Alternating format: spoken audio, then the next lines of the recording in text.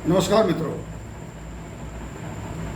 ई गेरशन YouTube channel के माध्यम से जिस प्रकार आपको विभिन्न वीडियोस के द्वारा बताया गया कि किस प्रकार से उत्तराखंड की डेमोग्राफी बदली करने के लिए अनेक जिहादों का प्रयोग किया जा रहा है और अभी भी और युद्ध स्तर पर चल रहा है। इस पर विस्तार से हमने आपको समीक्षाएं दी और इस वीडियो के माध्यम से भी नई समीक्षा जिस प्रकार से यहाँ की डेमोग्राफी बदली की जा रही है उस पर दे रहा हूँ।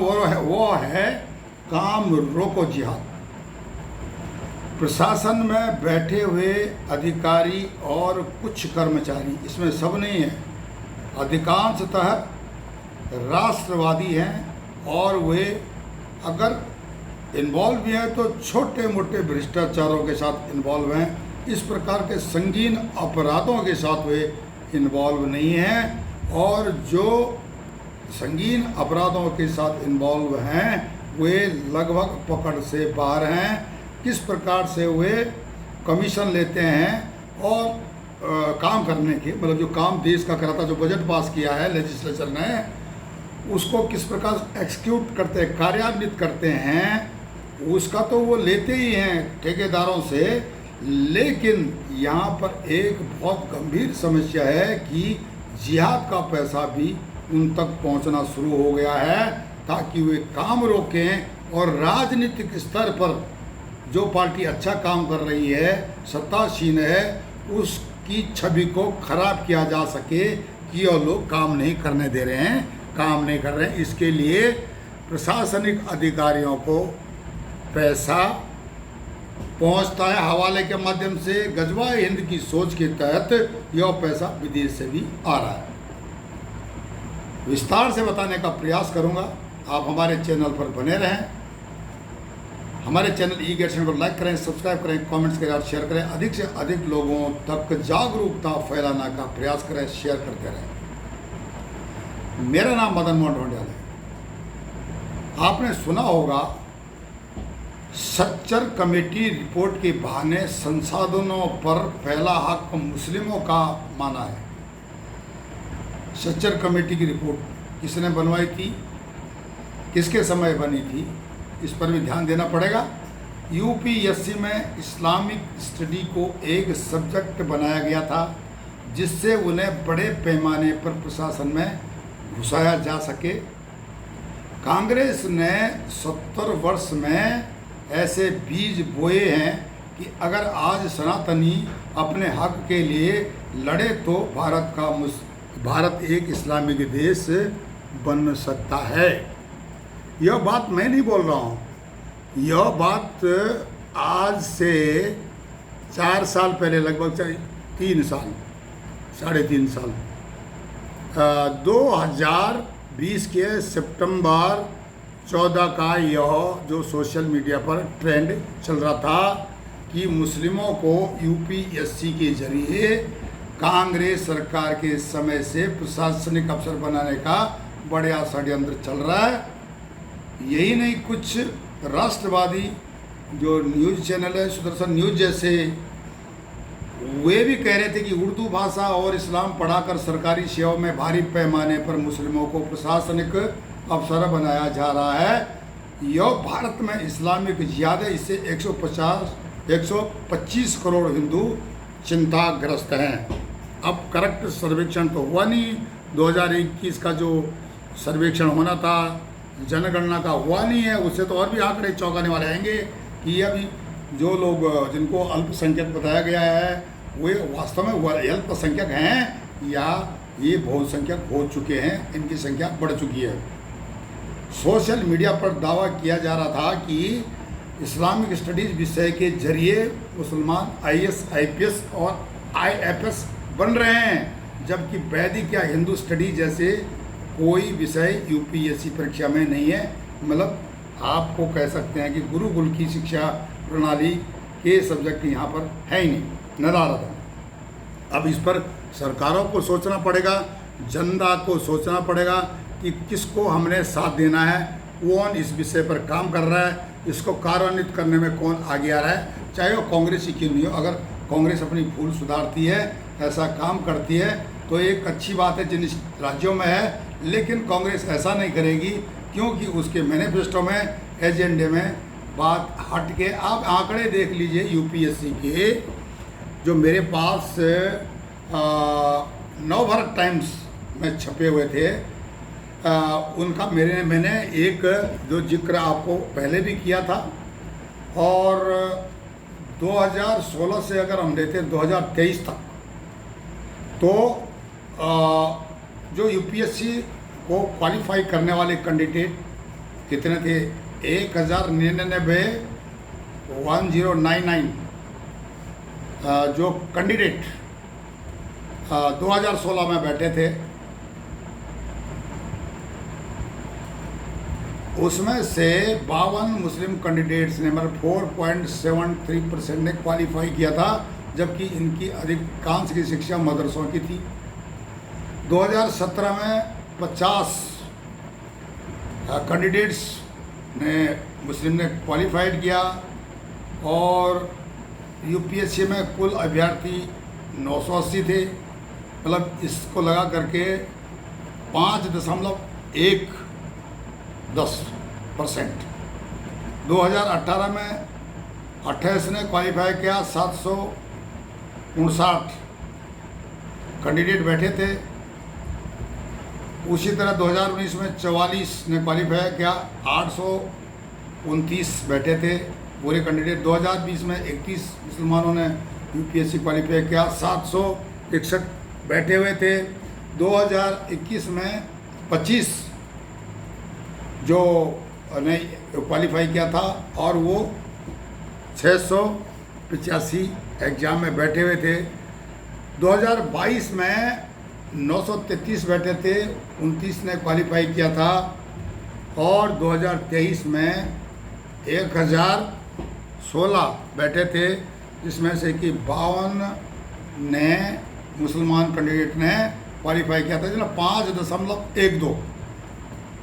अब क्या है कि जो एक्सिक्यूटिव है, कार्यपालिका है, उसमें जो है जिहादी सोच को बढ़ाना, ताकि प्रशासन को प्रभावित किया जा सके, और बीच में कड़ी बना करके फिर उसके बाद आगे राजनीतिक स्तर को समझा जा सके कि किस प्रकार से इस देश को तोड़ा जा सकता है। यह स्लो प्रोसेस तो है, लेकिन आने वाले समय के लिए यह बहुत बड़ा बवंडर बनाया जा रहा है। आपने देखा होगा प्रश्नवाचक चिन्ह लगे थे राष्ट्रपति अब्दुल कलाम पर, एक अपराधी फांसी के विषय में, उसको पोस्टपोन करना, रोकना, इत्यादि इत्यादि। और हामिद अंसारी का विषय किसी से छुपा नहीं है। जब इतने ऊंचे स्तर पर यह बात पहुंच सकती है, तो नीचे स्तर का है जो यूपीएससी का जो कैंडिडेट, वहाँ यूपीएससी एग्ज़ाम के सिस्टम को इन्फ्लुएंस करना, ये सारी चीज़ें जो है यहाँ पर चलती रहती है। और इससे क्या होता है कि इसको बोलते हैं कार्यपालिका जिहाद, एक्सिक्यूटिव जिहाद, सरकारी तंत्र में जिहादी तत्वों को पहुंचाना। मैं सबको नहीं बोल रहा हूँ कि सारे जिहादी हैं, ऐसा भी नहीं है, कुछ अच्छे लोग भी हैं, पर लेकिन वो बिल्कुल ना के बराबर हैं। और सेकुलर प्रजाति तथा कथित बुद्धिजीवी, वामपंथी इतिहासकार, समीक्षक मेरे इस विषय से सहमत नहीं होंगे। मैं समझ सकता हूँ उनकी मजबूरियाँ हैं, किसी का वोट बैंक है तो किसी का चीन से इंटरेस्ट है, इसके लिए हम उनका कुछ भी उन पर कुछ भी नहीं बोल सकते हैं। आप समझ सकते हो कि उनकी अपनी मजबूरी है, और किस प्रकार से हवाला का पैसा जो प्रशासनिक अधिकारियों तक पहुंचता है, आज भी जो सेवारत हैं और वे मुसलमान भी नहीं है, उनको पैसा इसलिए दिया जाता है, इसलिए पहुंचाया जाता है कि वो काम रोके, काम नहीं होने दें। और जो ऊपर बैठे हुए हैं, जो लेजिस्लेचर वाले राजनीतिज्ञ हैं, उनकी जो है सत्ता को बदनाम किया जा सके कि भाई ये काम नहीं करने दे रहे हैं। अब उसको छोटे स्तर पर ही लिख लीजिए आप, स्थानीय निकायों के चुनाव उत्तराखंड में आ रहे हैं। इस पर जो है बहुत कुछ षड्यंत्र चल रहा है, जिसको कि गजवा हिंद के तहत पैसा खाए हुए जो अधिकारी हैं वे काम को नहीं होने दे रहे हैं। कई गांव में, कई टाउन्स में आप जा करके उत्तराखंड में सर्वे कर लो। अगर उत्तराखंड की बीजेपी सरकार नादान है तो इस विषय को गंभीरता से नहीं लेगी। अगर बीजेपी गंभीर है तो इस विषय को गंभीरता से ले कि क्यों कार्यान्वित नहीं हो रहे हैं काम जो छोटे मोटे हैं। उत्तराखंड जैसे राज्यों में यही स्थिति अन्य राज्यों में भी होती है, और उनको भी शायद मेरी बात का समर्थन करना चाहिए कि जिस प्रकार से मतलब एक इनविजिबल अदृश्य जो षड्यंत्र देश के खिलाफ चल रहा है वो चल रहा है काम रोको जिहाद। काम रोको जिहाद के तहत बाधाएं डालना, सरकार द्वारा कुछ एम्बिशियस जो महत्वाकांक्षी योजना है उनको रोकना, या जो कि समाज को आधार देने वाली योजनाएं हैं, राष्ट्रवाद को आधार देने वाली योजनाएं हैं, उनको रोकना।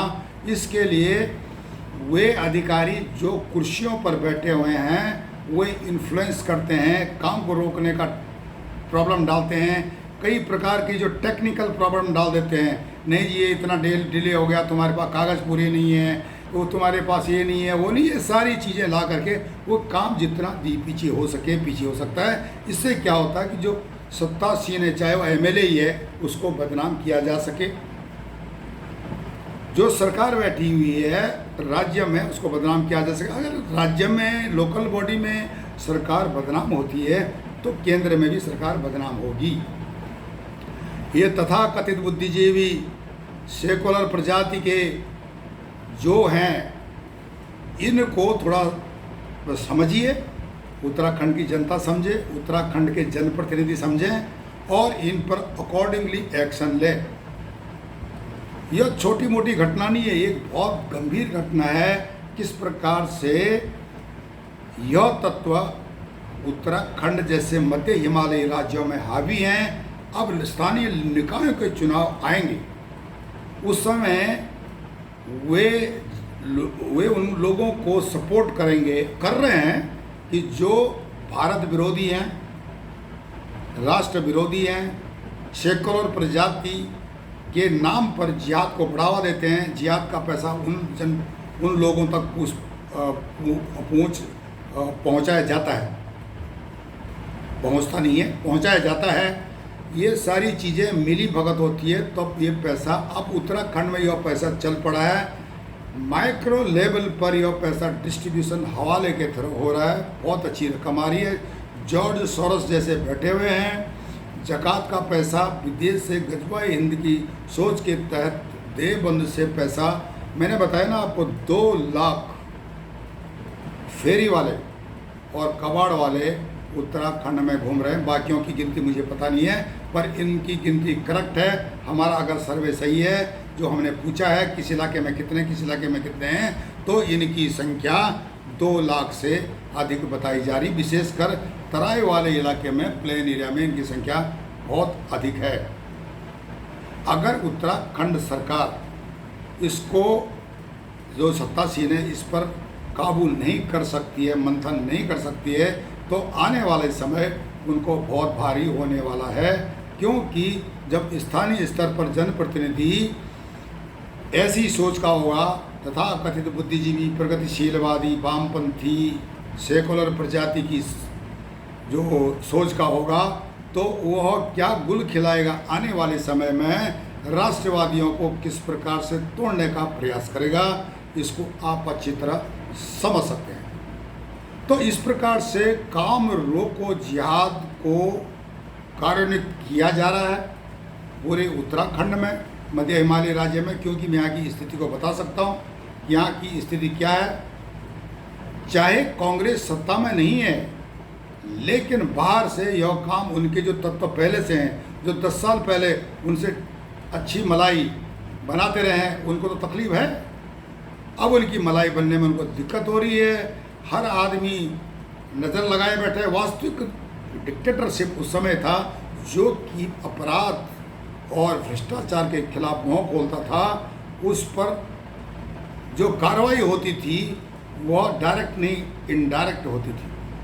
और उत्तराखंड में नहीं, देश में इस प्रकार के कई एग्जाम्पल हम आपको बता चुके हैं। बार बार मैं पत्रकार जोगेंद्र सिंह, जो कि उत्तर प्रदेश में शाहजहाँपुर में जिसको जिंदा घर से निकाल करके उसके परिवार के सामने जलाया गया, और वही प्रक्रिया जो है पश्चिम बंगाल में चल रही है। और उससे पहले साबरमती एक्सप्रेस का जो है विषय आप देख चुके हैं। साबरमती का विषय क्या था, एक फिल्म बनाई है जो प्रोड्यूसर पुरोहित जी है राजस्थान के, उन्होंने बनाई है। उन्होंने साबरमती एक्सप्रेस को किस षड्यंत्र के तहत चलाया गया है। वहाँ पर बैठे हुए जो पैसेंजर थे, कार सेवक थे, उनको वापस आते टाइम किस तरह से जलाया गया है, यह सब देखने लायक था। उस फिल्म को ज़रूर देखिए आप।